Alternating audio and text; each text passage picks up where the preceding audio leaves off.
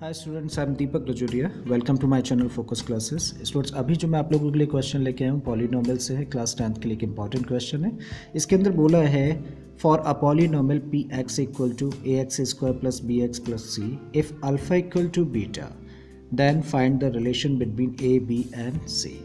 Means एक polynomial हम लोगों को दे रखा है और बोला गया है कि अगर उस पॉलीनोमियल के जीरोस कैसे हैं, इक्वल हैं, तब ए बी सी यानी कि कोफिशिएंट्स एंड कांस्टेंट टर्म के बीच में रिलेशन फाइंड करिए।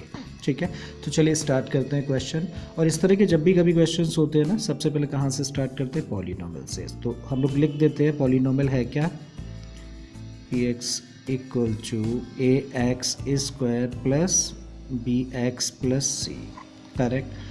और अल्फ़ा और बीटा क्या हैं? इसके ज़ीरोज़ हैं। इस चीज़ को मेंशन कर देते हैं, since alpha beta are the zeros such that alpha equal to beta. Right, alpha beta क्या है? ज़ीरोज़ है। एक कंडीशन के साथ में कि दोनों ज़ीरोज़ कैसे हैं? इक्वल है। तब दो चीज़ें हम लोग फाइंड करते हैं, एक तो सम ऑफ ज़ीरोज़ और दूसरा प्रोडक्ट ऑफ ज़ीरोज़ फाइंड करते हैं।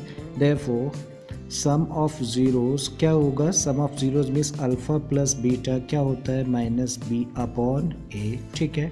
अब क्योंकि अल्फ़ा इक्वल टू क्या है? बीटा, तब हम लोग अल्फ़ा के प्लेस पे क्या रख सकते हैं? बीटा रख सकते हैं। रख दीजिए। So this is what beta plus beta equal to minus B upon A लिख सकते हैं। तो बीटा प्लस बीटा कितना हो गया?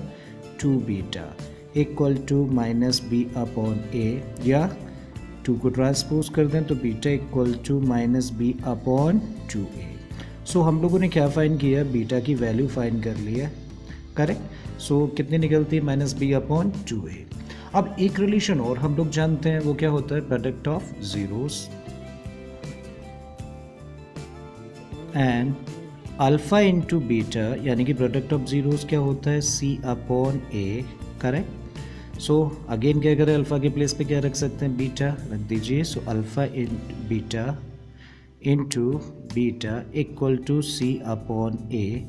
सो कितना हो गया ये? Beta square equal to C upon a. अगर इसको हम लोग इक्वेशन नंबर 1 कहते हैं तो इक्वेशन नंबर 1 से बीटा की वैल्यू रख सकते हैं यहाँ पे, और कितनी है? माइनस बी अपॉन 2a रख दीजिए। So minus B upon 2a और इसके ऊपर स्क्वायर है and this equal to C upon ए। ठीक है। एक नेगेटिव नंबर के स्क्वायर करेंगे तो पॉजिटिव होगा और बी का स्क्वायर करेंगे तो बी स्क्वायर। ठीक है। 2a का स्क्वायर करेंगे तो 4a स्क्वायर बन जाएगा and this equal to C upon A. Correct. अभी बी स्क्वायर को इधर ही रहने दीजिए, 4a स्क्वायर को क्या कर रहा है? ट्रांसपोज कर रहा है। तब हम लोग इसी चीज़ को क्या लिख सकते हैं?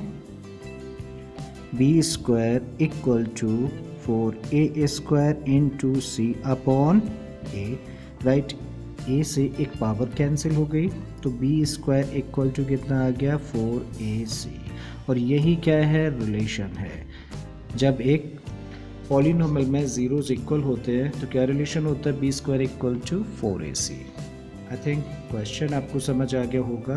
अगर ऐसा है तो प्लीज़ वीडियो को लाइक कर लें, चैनल को सब्सक्राइब कर लें और बाकी के वीडियोस के लिए आप मेरी प्लेलिस्ट में चले जाइए। इसी तरह के काफ़ी सारे वीडियोस मैंने अपलोड किए हैं। मैं फिर से आता हूँ एक नए क्वेश्चन, एक नए कॉन्सेप्ट के साथ में। Till then keep learning and thank you for watching this.